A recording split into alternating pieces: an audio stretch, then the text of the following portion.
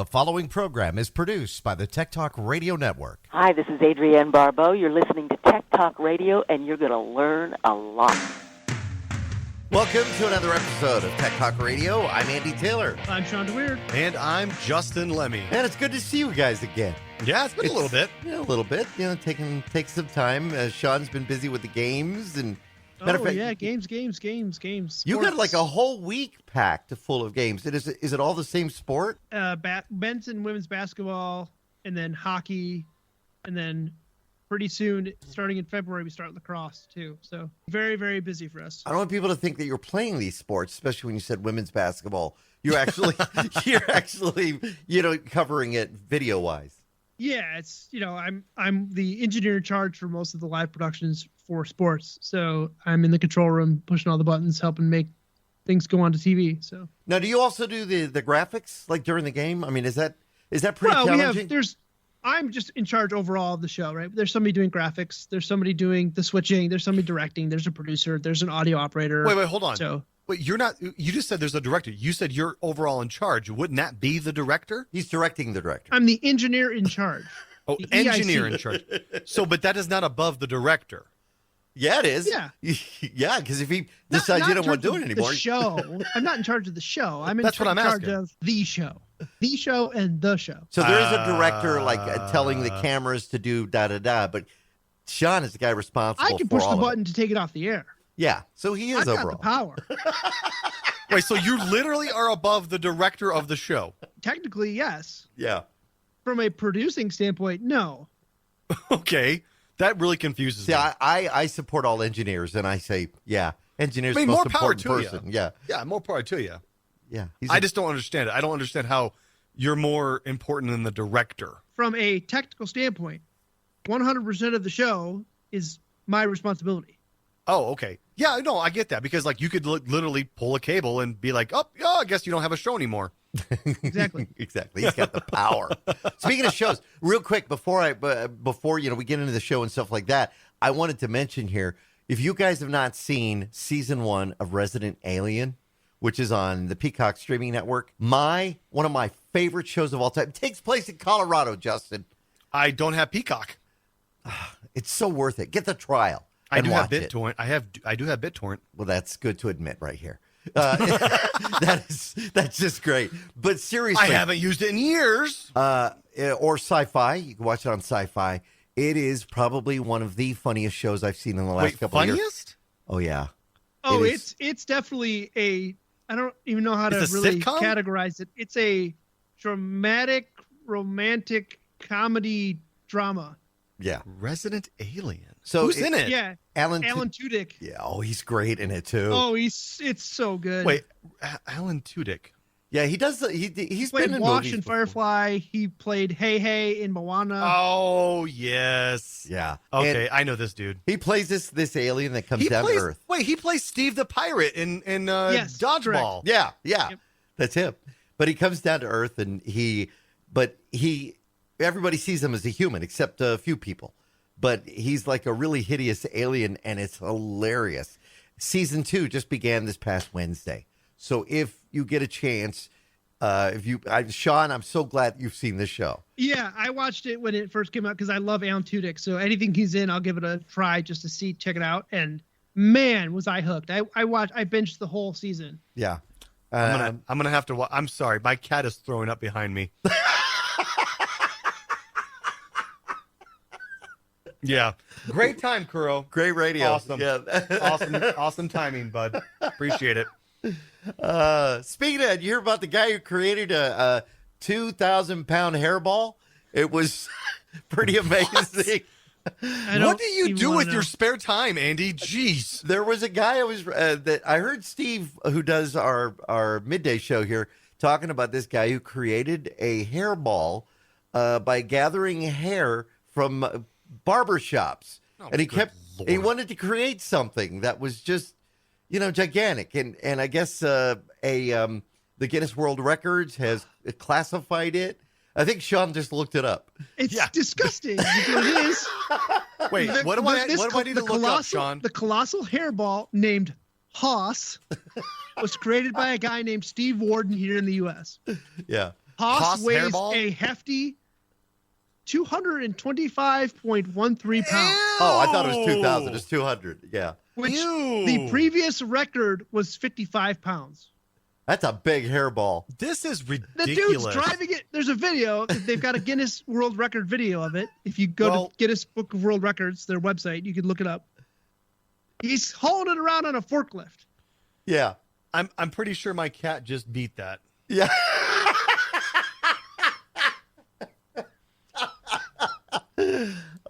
Yeah. He just kept building it, and it was featured on Ripley's Believe It or Not. This at is one ridiculous. Yeah. Oh my And then god, it that just thing kept is so growing. ugly. It's disgusting. Everybody has to have a hobby, though. There you go. So if you think your hobby is outlandish, don't feel bad. Somebody's guess. making a giant hairball Yeah, to get into the Guinness Book of World there are Records. weirder things to do with your time. That would have been a great birthday present for you, Justin. You just had a birthday. Oh, God. Maybe that's A what the giant cat. hairball. That's Yeah, what thanks, the cat's Andy. giving you, a Gee, hairball. Thanks. This is always what I wanted. A giant. Yes, I did have a recent birthday. Yes. Yeah, and you got some new tech toys, which making Shawn and I a little jealous there. of I you. did. Previous shows, I did talk about how I bought a steering wheel and pedal setup, right? I talked about I've been playing Farming Simulator, and I bought the Thrustmaster T248, which was $395. Well, let's just say $400. Man, that's a lot of money. I know, right? But it is an amazing steering wheel. The force feedback on this steering wheel is bar none. I mean, it is the greatest force feedback I've ever seen. For listeners who don't know what force feedback is, like if you're driving over, like it's Farming Simulator, so if you're going over rough terrain on your farm, your wheel will vibrate. so it feels like you would actually be driving. Yeah, it fights you. Like if you're going up a hill, whatever, it'll fight you to the right or the left or whatever direction you're going against. It'll fight you. Or if you're actually playing, so Farming Simulator, the force feedback isn't the greatest because it's just Farming Simulator. But I've been playing other games like Beam NG Drive, which is a racing simulator. It's more of a physics simulator, really. But that, oh my gosh, they warned me. They said, you have the T248, you need to turn down your force feedback from 100 down to, let's say, 10, because it'll rip your arms off if you hit a wall. And I was like, nah, let's just try this out. So I get in the BeamNG Drive game, and I take a car, and I go straight head on. I literally, you watch NASCAR races, and they show the in-camera footage of a car getting in an accident, and then the driver just pulls his hands away from the wheel. Yeah. Yeah, I had to. That wheel whipped around so quickly and so forcefully that I would have broken my fingers if I would have kept my hands on that wheel. That's how strong the force feedback is. So this is worth it. I mean, it's a $400 wheel, but it's worth it. But the problem was I used the same computer for work. So I didn't want to, I got tired of taking the wheel off of my desk every single day when I would go to work. And then at night, I'd have to put it back on and remount it. So what I asked for my birthday was I wanted a racing stand. So for my birthday, I got a stand, and it's a solid steel, not aluminum, but it's steel stand from, I think the company is, Vevor. Right. And it's a stand, so it fits underneath my desk. The pedals and the steering wheel are already mounted to the thing, the stand. So all I have to do is slide the stand under my desk, and then I can play. And then when I'm done with it, I just take the stand and move it off to the side. Now, is it more realistic playing this with the stand than it was when it was on the desk? To be honest, it was a little bit more realistic playing on the desk because I'm a little bit closer to my screen. So with the stand, I'm about 8 inches back from where I was normally sitting. So I kind of have to get used to it a little bit.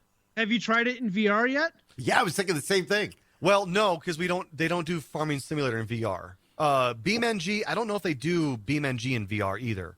How about Forza? iRacing? I know iRacing they do, but I don't do iRacing anymore. So it's too expensive. the top racing simulators for VR are iRacing, Project Cars, and Dirt 2. Yeah, I have iRacing, but I don't subscribe to it anymore because it just, for me, iRacing was too authentic. It was people that were live and die racing simulators, and I'm not live and die racing simulator. Like, if I make a mistake on the track, I would get banned from the server because Wow. I'm sorry, I'm not a professional driver, but these guys are all wannabe professional drivers, and so you better be racing legitimate, real racing. Like, you can't make a mistake. And I'm not that good at it. So I didn't want to dedicate the time. I'm not knocking iRacing. iRacing is phenomenal. Right. If you are a racing enthusiast, iRacing is amazing. But you have to be on your A game. And truth be told, when I'm actually at the end of the night with my free time after Eric goes to bed and I want to play a game, I got a few drinks in me. Do you make a mistake and you're banned? So, yeah, I don't do iRacing anymore. I like to just play around. But, the stand is great. The stand is good.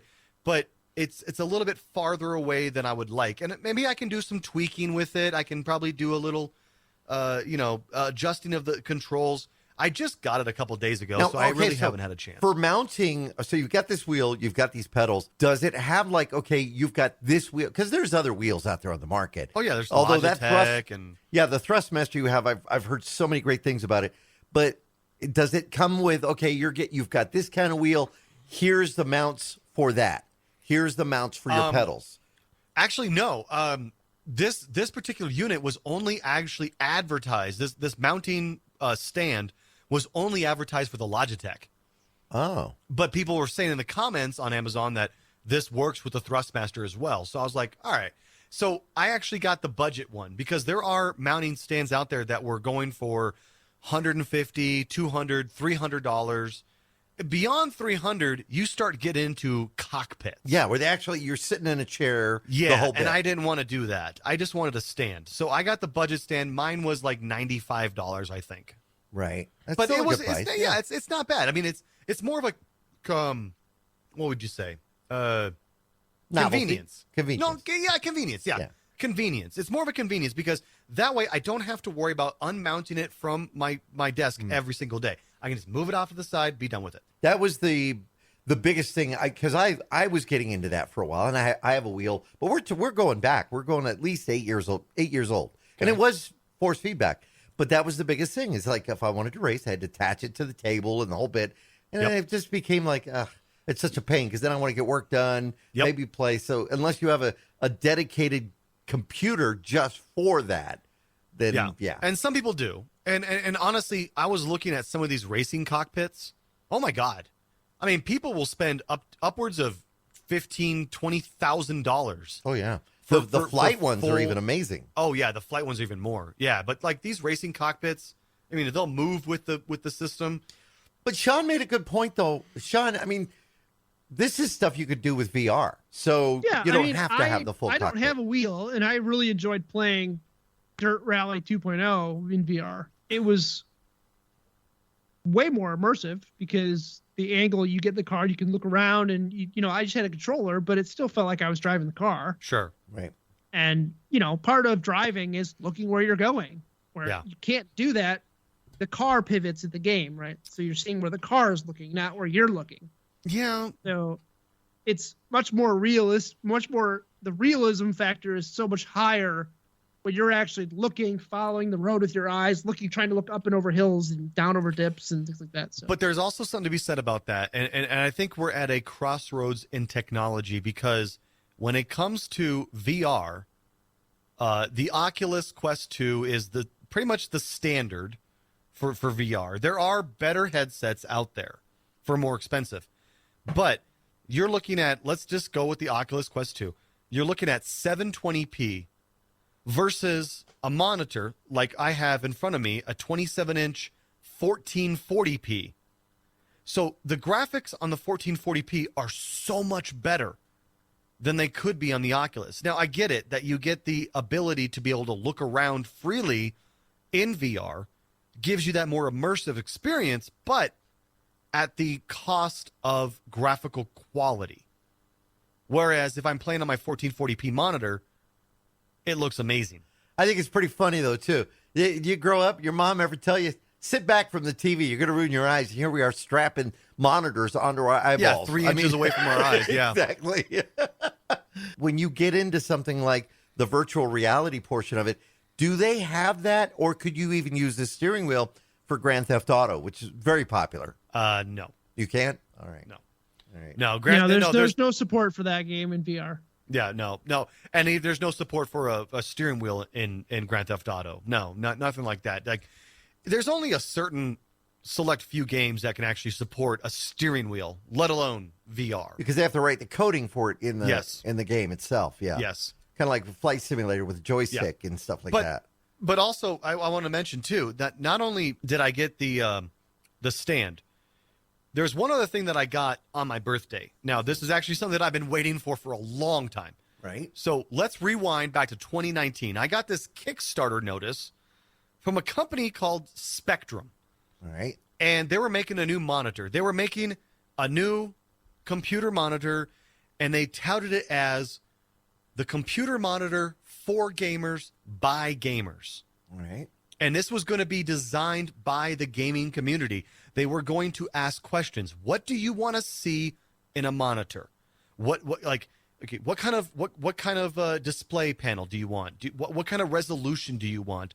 How many ports do you want on? Do you want like HDMI? Do you want DVI? Do you want digital video? All that stuff. Right. And so I bought into this Kickstarter back in 2019 for $100. I said, yes, I want in on this. So now was the Kickstarter, because some people who've never done Kickstarter, sometimes you can, give them this seed money. They'll guarantee you, okay, hey, while they last, once they become available, you'll get one. Yes, basically. Yes, exactly. So that's what it was. They said this again. This is back in 2019, early 2019. They said, give us $100 now, and you'll get your monitor in early 2020. Wow. Now, obviously, this show is in 2022. And you hadn't gotten it yet. I hadn't gotten it yet because COVID hit. Oh, yeah. And it really ravaged the production lines. Now, this monitor is produced in China. So a lot of these manufacturing facilities shut down during the COVID pandemic. Right. But I kept getting updates from Spectrum saying, hey, look, guys, we're still working on it. We still got you guys locked in. You're still going to get your monitor. I just don't know when. So they got their funding. They got their funding. They got their funding tenfold. Right. They got their funding tenfold. And they kept talking to people like, look, guys, this is what we got so far. What do you think of this? Give us feedback. Do you like this or do you want this? And people would, all these gamers. Now, I didn't participate in the feedback aspect of it, but a lot of other gamers said, you know what? We want a different stand, or we want a better panel, or we like the buttons over on this side versus this side, things like that. So every little aspect of this monitor was being designed by the crowd, by people that were funding this project. So in essence, we were literally investors in a company because we were deciding what we wanted to see in a monitor. On my birthday, on my way to my birthday dinner, I got an email from Spectrum. Said, hey, it's time to pay us. Your monitor's ready. Oh, wow. Pay us now. It's first come, first serve. The sooner you pay us, the sooner you're going to get your monitor. Your monitor is ready. Whoa. So I had to pay the balance. I already paid $100. The balance was $485. Oh, I thought you were getting the whole monitor for $100. No. Oh. So this was a $585 monitor plus shipping, so it was about $675. So now what's the size of this? It's a 27-inch. Okay. So that's pretty decent. Yeah. I mean, it's not huge, but it's pretty decent. So I didn't get the 4K version because I don't do 4K gaming. I don't want 4K gaming. I got the 1440p. Right. So I got a 27-inch 1440p with an HDR panel. Ooh. So it's got the better colors, better resolution, and also it is. So I said, wait, well, hold on. I said 27-inch HDR 1440p. Oh, 240 hertz refresh. Oh, that's good. For our listeners who don't know, they go out and they go to the store, and this has happened where you go and you look at this nice 55-inch monitor, and you look at the refresh rate. Well, first off, that's not a monitor, that's a TV. Or TV, yeah. But you look at something, they have refresh rates on them. Yeah. And people don't understand that if you're not getting 240, you're not going to get really the sharpest, best picture available. Yeah, I mean, rewind like 10 years, 120 hertz was the best. Well, yeah, because you were getting 60 as a normal one. Yeah, so now with technology going forward, 240 hertz, which means the screen refreshes 240 times per second. You're going to get the best quality image you can possibly get at 240. Now, if I wanted to spend another $350, I could have gotten the 4K monitor at 240 hertz. But honestly, at that point, my computer would not be able to run that. No, my processor and my GPU would not be able to run 4K at 240 hertz. Yeah. I would need the NVIDIA 3090 Ti to be able to do that. I don't have that. I have the 2080 Ti. So this for me was the best monitor for the budget. But honestly, I'm looking so forward to get it. But I have a dilemma on my hands. And that would be? I already have 3 monitors. Well, you're going to have to sell one of them. No. No? I bought a better mount. Oh, so cool. I have 3 monitors on a mount. Like I have a stand on the back of my desk that has it's a wide mount. So I have 3 monitors, right? Right. I'm going to upgrade that to a 3+1, which means I'm going to put the new Spectrum monitor right front and center. I'm going to move my current front and center 1440p monitor to the left. And then I'm going to move my left monitor up above. So I'm going to have a monitor. That's the +1. Nice. So I'm going to have 3 monitors across and 1 up above. And that way I'll have 4 monitors. You know which company I like that makes monitor stands? For anybody to look at Vivo. I don't know if you've looked at Vivo at all. That's the one I got. Vivo. Yeah, Vivos are really good and they're easy to work with. Yeah, really I got easy. a Vivo. Yep. Nice. That's going to be great. I just have a 24-inch Acer. Right. And then some other off-brand that Get on my level, I got bro. really cheap. But it does work. So, the thing is... hold on. Sean's about to have a kid. He can't afford all that stuff right now. You know. Well, I've said we got to start GoFundMes for, cool tech. Hey, you know what? For your baby shower, I'll just buy you a new monitor. Well, there you go. Done. Deal. You know what? The thing is, though, okay, so you buy into this Kickstarter, and this can be the downside to some Kickstarters. So you buy into the Kickstarter. It looks good. This was in 2019. Since then, Samsung has come out with these monitors that are just absolutely amazing. Curved screens, 4K, the whole bit. But here's the part, though. What you bought is half the price of what you're going to see now for monitors, some with these curved screens. Well, I got locked in. Full desktop, yeah. I got locked in because here's the thing. I forgot to mention this. Thank you for reminding me of that. It said that because you were a Kickstarter, you get your monitor for $480 or $580, whatever. The retail price for that exact same monitor was $800. Technology keeps moving and bringing the price down of certain things. So now, when are you going to get it? Well, it's being shipped from China, so... Oh, good luck there. It's going to be sitting on a boat for a year. Yeah, I know. No, they said they guaranteed delivery within 25 to 30 days. Got to get a monitor for Sean now. Yep. Yeah. Well, actually, you know what, Sean? A baby monitor works. Well, baby monitor does too. You know what, Sean? Speaking of baby monitors, just use some Wise cams, bro.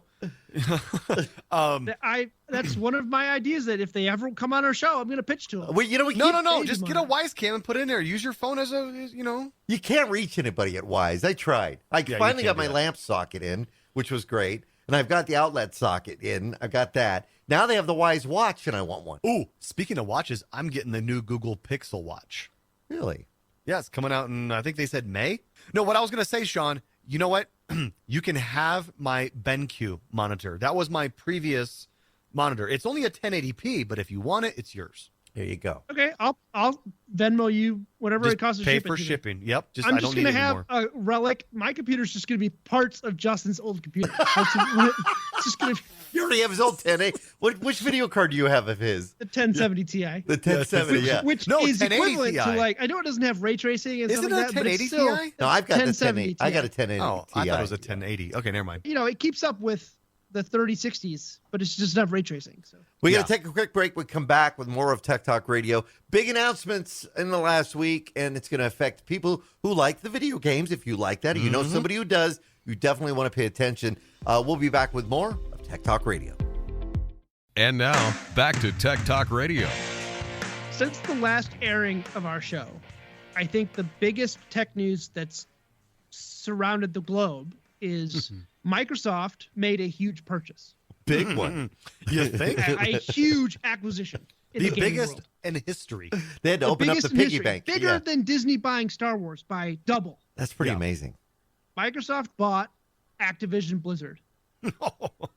So Microsoft is now one of the largest gaming and tech companies in the Well, world. not Yeah. yet. The deal has to still go through. It still has to Sure. pass regulation and all that. That'll And be the what, next investors. year? They said 2023, I think. Yeah.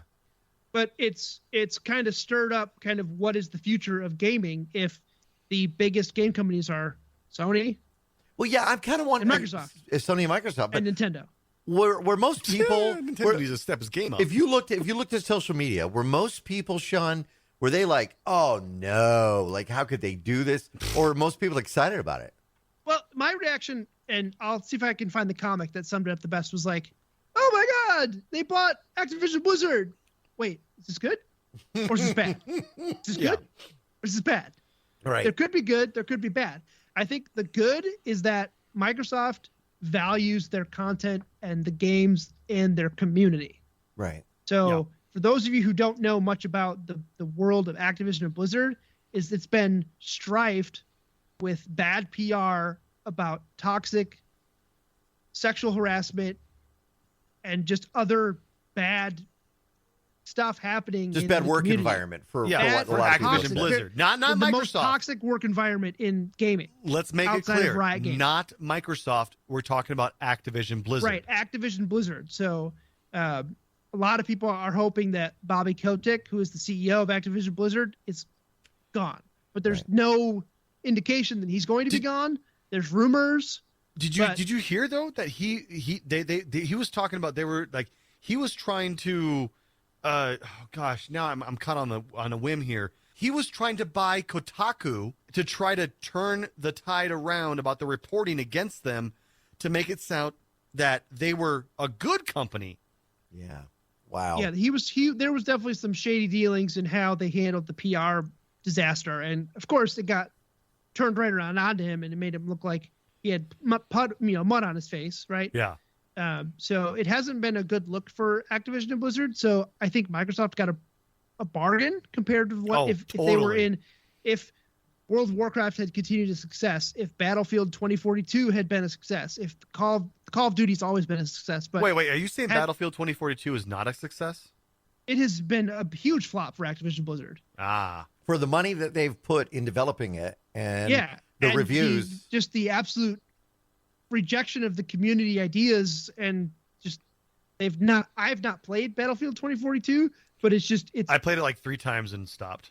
It's been, from what I've heard, it's been not a good experience. So I think had those two franchises been at their peak, they could have probably gotten more money, or probably wouldn't even have sold. This is going to be the next 5 years of video gaming and any gaming is going to be huge. I think a lot of people have been a little timid, though, because let's face it. I mean, Xbox is a platform. PlayStation is a platform, by Sony. And a lot of people have been kind of leery that Microsoft will do their best to keep titles from going onto the PlayStation platform, which, from what I've heard, Microsoft, they're not stupid. They're going, no, we can make more money. Yeah, if we're on the PlayStation 5 platform, why not? Yeah. Well, especially with like Call of Duty and games like that. Yeah, why not? But can I play devil's advocate here just for a moment? What game is that? Yeah, right? What happens? This is an alternate universe right here, okay? Microsoft buys Activision Blizzard, right? Becomes the largest video game company in the world. Yeah. Sony, which is the second biggest video game company in the world, they are actually valued at about half of what now Microsoft is valued at. Like, I think Microsoft Gaming is valued at like $75 billion. Sony's around $30 billion, right? What happens if Sony, hear me out, buys EA?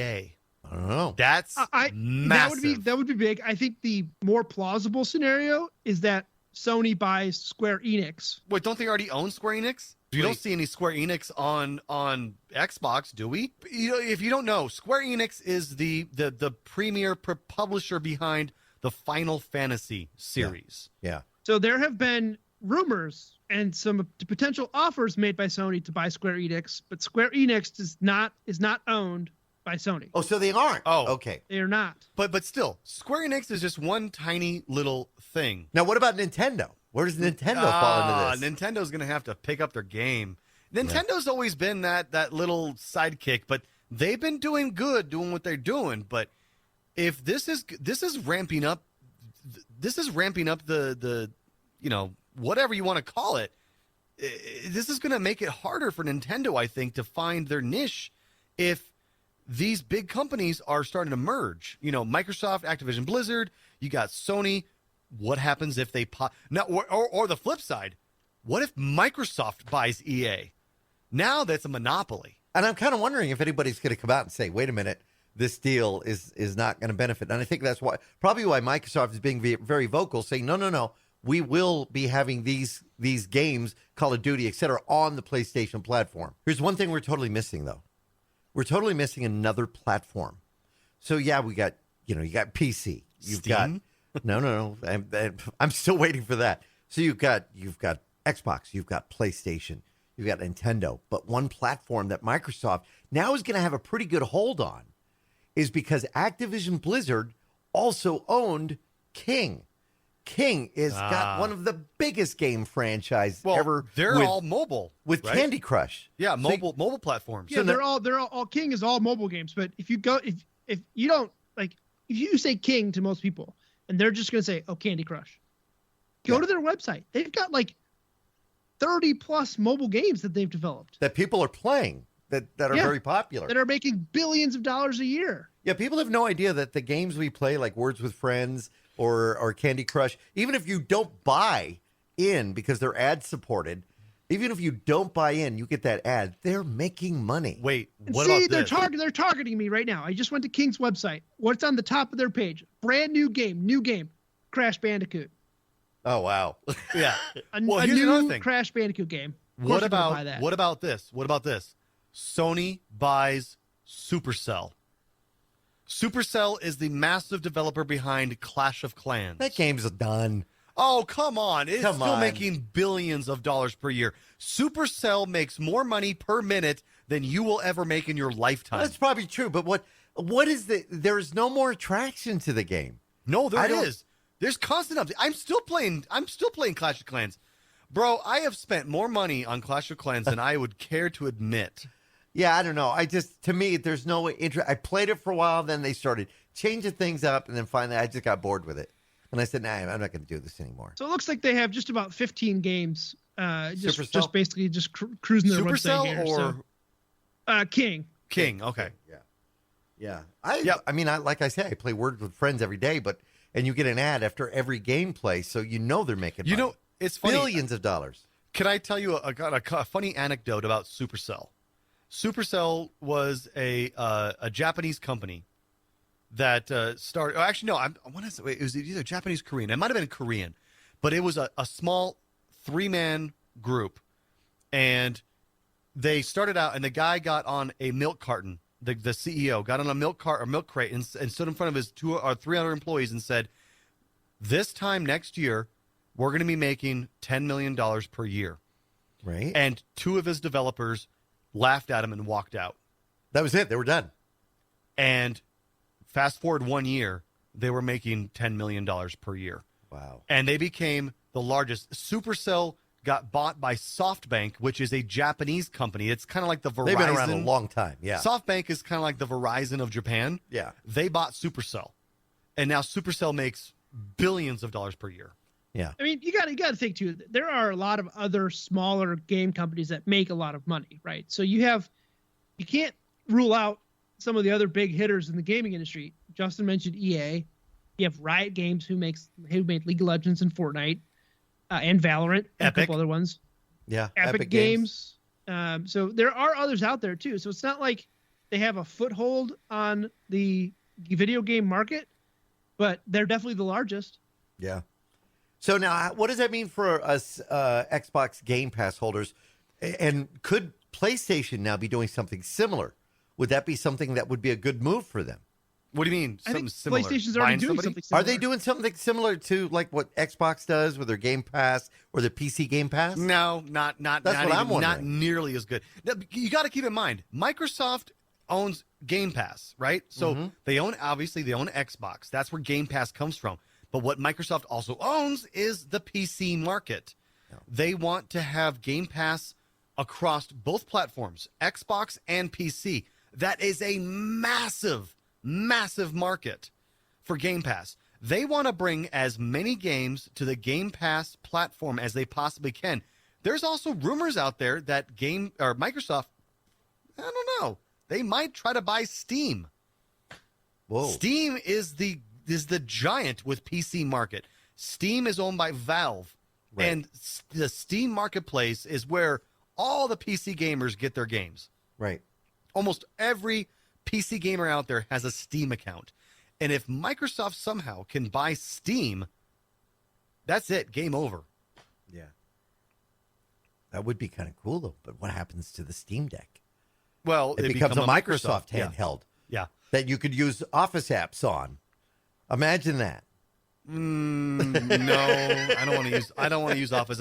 Speaking of Steam Deck, I'm getting mine next month. Are they finally shipping these things? For February. listeners who don't know, you have this thing, like Nintendo puts out, the Nintendo handheld Switch. Well, so Valve has been working on this similar type of device where you're going to be able to play your Steam catalog on this handheld. Steam Deck, which Yep. is pretty amazing. But it was supposed to come out in December in time for Christmas, and it didn't, obviously. Yeah, they got pushed back because of the delays in the shipping platform and the silicon industry shortages and everything. But I pre-ordered it. So again, I pre-ordered it just like I did with my monitor. But I only had to put $5 down on the Steam Deck. But I ordered the top of the line model. So I got the 512 gigabyte SSD NVMe drive. So it's the fastest storage unit in there. Plus, it has an etched Gorilla Glass screen, so that way it's a little bit more protected than a standard like Nintendo Switch screen would be. It's also about twice as thick as the Nintendo Switch. It's also got a lot more of a fan in it because, obviously it's got a lot more power. Right. It doesn't compare to PC gaming, though. It can't run games like Call of Duty or Battlefield or whatever. It's not going to do that. But there are hundreds of thousands of games on Steam that you can run on the Steam Deck. It's going to be pretty amazing. I'm looking forward to it. All right, we're going to take another quick break. We come back. I finished my computer, guys. I'll tell you about that and how that went and little issues I'm having, but we'll do that when we get back. You can find us on the web at techtalkradio.com. Now, back to Tech Talk Radio. So I finally went ahead and I ended up finishing the build on my computer. And I've never taken this long. Normally, if I got computer parts, I would have the thing built within, 40 minutes. But I've taken my time with this. I got, an Asus 590 motherboard. I got an Intel processor. I got memory. I got, new power supply. I didn't get an audio card because I figured, we've been blessed to have really good audio on the motherboard. And I got it's a Corsair case, but it has all these fans that light up and everything. And I finally decided, okay, I'm putting it together. So I started putting it together. And then my biggest problem was getting the lights on the fans to work because everything lights up now. And it used to be you never had that kind of thing before. You would just you put it in, put the fan in, and it would go. But now it's all about the lights. It's all about having Aura, which is a part of the motherboard, or RGB, and they light up, and it looks so pretty. The case is nice. It's got a tempered glass on the side. And then I was like, okay, where do I put the Blu-ray drive? There's no slots for drives anymore. And I went back and I was looking at all the different cases that are out there. They don't offer case design for you to be able to install a Blu-ray drive to make your own Blu-rays or DVDs or anything like that. So now you're holding up, was that a portable? Yep. I had to buy a USB Blu-ray DVD drive. Now, they're not that expensive. This just came up in a conversation with an elderly family member of mine. They're like, man, do you have any way to rip all of my Meatloaf CDs Oh, R.I.P. And I was like- Meatloaf. Yeah. I was like, yeah, I mean, I could do it here, but you'd have to ship them to me and I could digitize them. She goes, oh, yeah, I don't have a CD player to record or anything. I was like, just buy a USB one. And she's like, they make those? yeah. Yeah. Yeah. So I think a lot of people don't realize that CDs are still a viable media. They just aren't computer peripherals because it's all downloadable now. Yep. So I think LG has one that's like $30 you can pick up at Target. I bought this one from Amazon. It is, it is a Riodas. That's the Never heard of brand, Riodas. Yeah, I'm sure it's a Chinese knockoff or something of somewhere. But the reviews were kind of mixed. It was like people were saying that it was great, and then other people were saying that it works for like 2 or 3 times and then it stops working.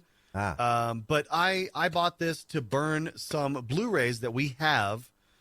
We own the Blu-rays. I wanted to digitize them to put on my Plex server, and sure enough, it works great. It works. But yeah, you're right, Andy. Like they just don't. The cases don't come with slots anymore for that. Yeah, it's all about. Well, they say you get more airflow, Yeah. which is important if you're doing a lot of gaming or a lot of video editing, and that's what I plan to do with it. I got the Intel i7 11900 is the processor I went with. Yep. Not that bad price wise. And then I got a big old cooling fan in there. My only problem is the case. And I mean, I have the half 932, which I love. I have the big, desktop one. We talked about that. And I ended up going with this Corsair 220T is what it is. And the problem is like you've got all this wiring and they've got it so you can look so pretty inside. Before we never used to see the inside of the cases. But now tempered glass on the side. Yep. You've got you want to make it look pretty. Yep. But there's nowhere to run the cables, and they have tie downs and everything else. That's what most of the time took putting this thing together is tying Now down the you know what I'm cables. talking about. Yeah. I recently just bought. So I did a new case recently, and I did a computer, and I made my cables look amazing. There was no cables anywhere. But then I recently bought a USB 3 expansion card that fits into a PCIe slot, and I talked about this in a previous show. But it requires an actual power connector from my PSU to power those 4 USB 3. I don't have the ability to do that because all my cables are hidden. So now I still haven't done this, but I need to take my computer off of my mount, which sits above me on in the corner of my room here.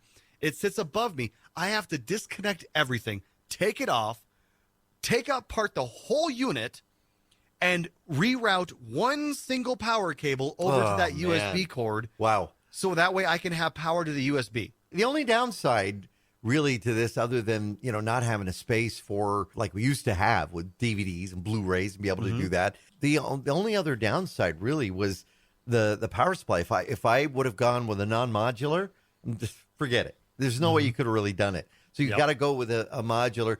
And then I have to decide if I can I think I could put 2 M2s in it. Can you run 2 M2s?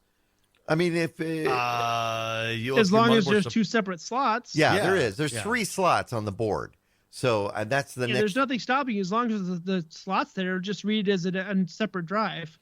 Then the other thing is I got to reinstall all my programs, and I don't want to do that. But I've already put Windows on it, and I guess I'll probably go to Windows 11 and then install the programs. But I don't know. It's fun though. It was kind of therapeutic to do. And once I had after a few tries of the fans not spinning, and this goes here and that goes there. I did smell a little electric, and that got me a little nervous. But I ended up getting it. Once you power it up, it's just such a good feeling. So yeah, it's good. But now I've got to figure out where to put it and where I'm going to move the half 932, which I'm probably going to be in the studio. But the good news is, we've been doing our video on Skype, and it's okay. It's not great. So now that I've been paying for Wirecast for the last couple of years, we can now do the invites, do Wirecast. We have a screen, we have our names on there. We can really give better looking videos. So keep an eye on our website, because we'll probably start integrating that in the next couple of weeks. Nice. We'll have that up there. But all right, one of the big the big news with Microsoft and Activision Blizzard, that was huge. The other thing is this came out of nowhere. This word game that people have been playing. Mm-hmm. Wordle. I'm playing it right now. Wordle. I'm playing it right now, trying to figure it out. Stupid. I've got 2 more chances left. Yeah, I got so 3 more. So for those who don't know, and it was kind of funny because I showed it on TV on Monday, and the host Andrew Capasso on Fox 11 plays it every day and always posts and shares his score. Right? Well, I played it on my smartphone, and I saw what the word is. So then when I was on the computer doing a screen grab of me playing the game, I knew what the word was. So it seemed like I got it in the third try. It worked out good. I kind of cheated on that one. So it's created by this guy named Wardle, who created it for his partner, who was a big fan of word games, and he just wanted to give him a gift. And he created this game. There's no app. People have been downloading the Wordle app, which is not associated with the game. Nope. That guy is pretty cool because he's been taking any money that he makes off of it and donating it. Oh, nice. Which I think is pretty cool.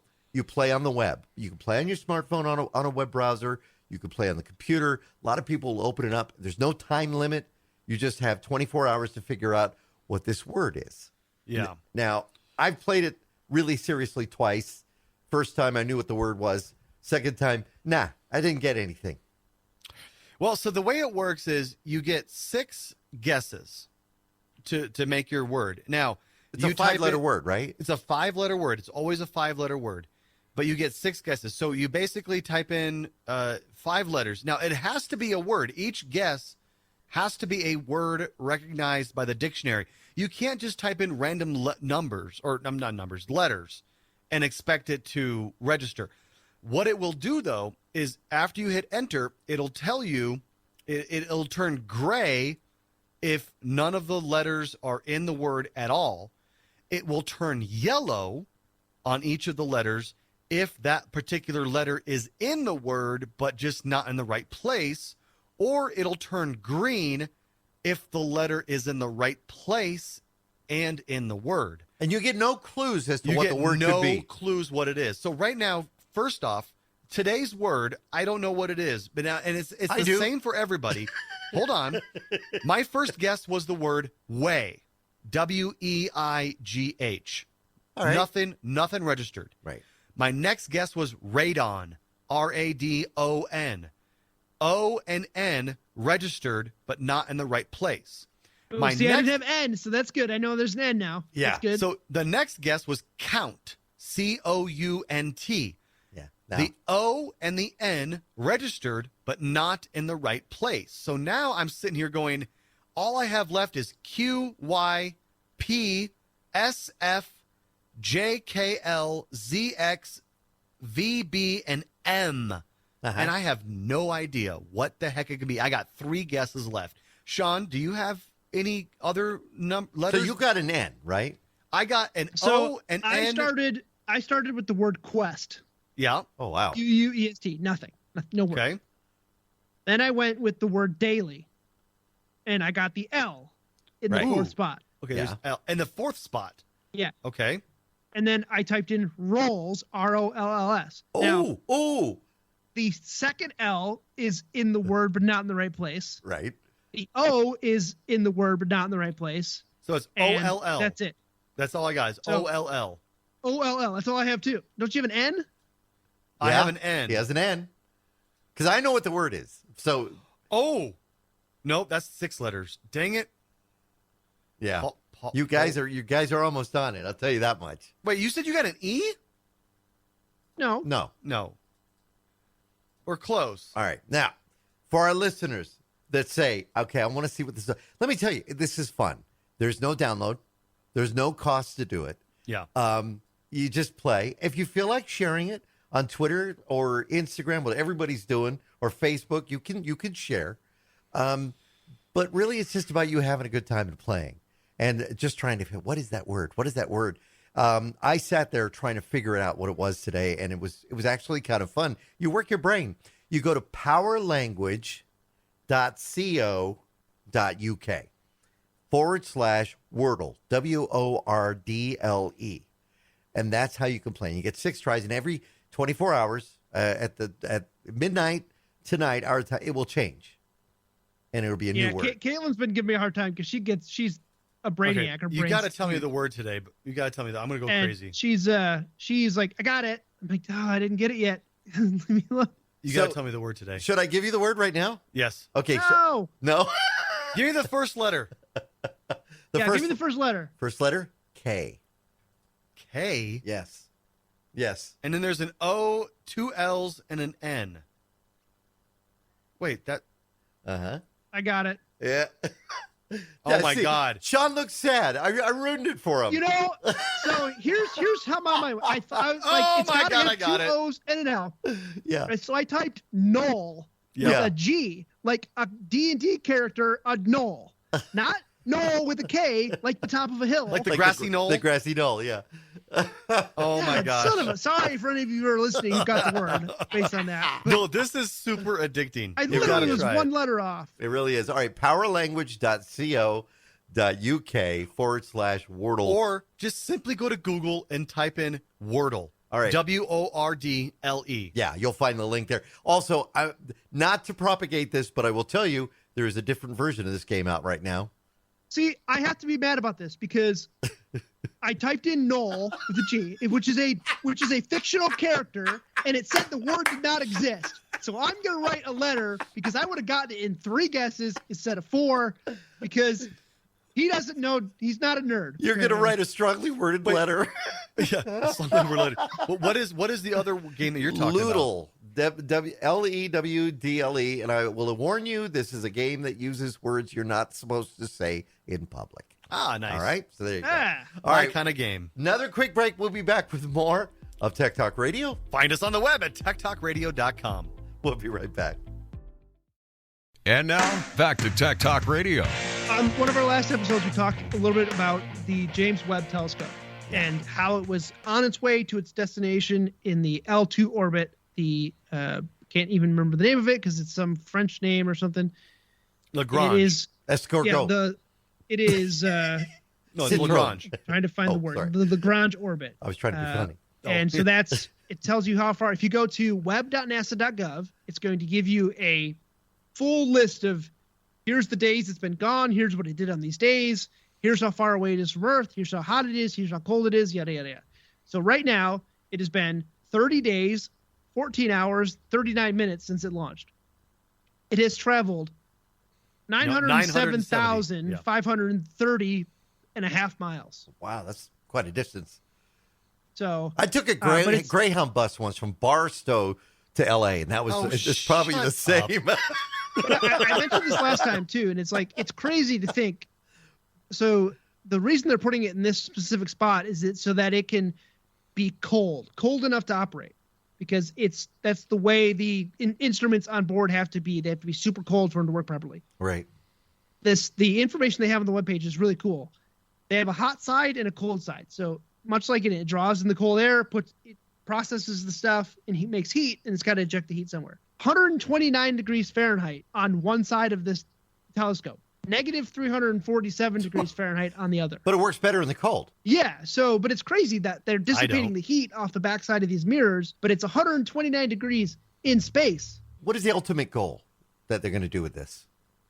To view light so far away that it's not the light we're seeing from Other planets? other planets, stars, because yeah. light takes, a light year is how far light can travel in 1 year, right? So this telescope is going to look further than we've ever looked before to see light before we've even seen it. Is it already taking pictures or what? I don't think it's actually taking. I think they're doing some calibration stuff. It doesn't really say like what's next yet, but Pretty amazing. yeah, it's This is really really amazing. cool. So Now, if our listeners want to follow the James Webb Telescope, I almost said Jack Webb. What do they do? Where do they go? Webb, WEBB, so Webb with 2 B's, .nasa.gov, and that's going to it's going to land you on a splash page that just says, here's what it did on these days. You can click on the individual days and see what it did. You can read more about how far it is, distance, its speed, its temperature, all updated in real time. So you're looking at its speed. It's in orbit, so obviously it's at its destination, but it's just really cool to see this and know that it's way out there. The furthest They even have like English to metric, which is funny. They call it English to metric conversion. I'm sorry. That's not really accurate. It should be American to metric. Yeah. Because there's a lot of other people that speak English that use the metric system. Yeah. It is true. But That's cool stuff. All right. So, again, we got that website link. Well, that's it for this week's Tech Talk Radio. We've had a lot of fun. We'll have updates next week. Maybe you'll give us another update on where the telescope is at that point. and we'll have a challenge to see who gets the Wordle first. Oh, yeah. Let's play Wordle. Yes. So we know nobody play Wordle next record day, and we'll see out of the three of us who gets it first. Oh. That sounds good to me. All right. Okay. I like that. Have yourselves a wonderful day. I'm Andy Taylor. I'm Shawn DeWeird. And I'm Justin Lemmy. Find us on Facebook at facebook.com/Tech Talkers. Leave us a like. Have a great week.